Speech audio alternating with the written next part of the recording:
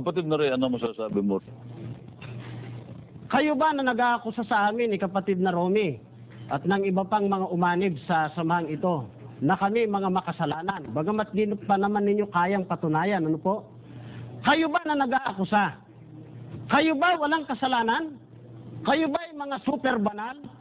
Kapatid na Paul, kapatid na Ramil, kayo ba sa inyong pagkaministro at iba pang mga ministro sa samahan na yan, wala bang nagawang mga kasalanan? Wala bang na-involve sa krimen? Wala bang ng babae? Wala bang nagsipaglasing? At napakarami pang mga kasalanan. Alam niyo, I hate to say this. Kasi masasaktan lang yung mga pamilya ng mga kinaukulan.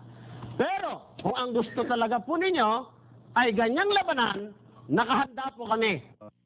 Bilang paalaala, Renante, kung aayaw mo na mabulgar sa maraming mga tao, sa buong Pilipinas, kung sino ka, kung ano ang uri ng mga pinaggagawa mo, kaya kay tiniwalag sa iglesia, alam mo na ang dapat mong gawin.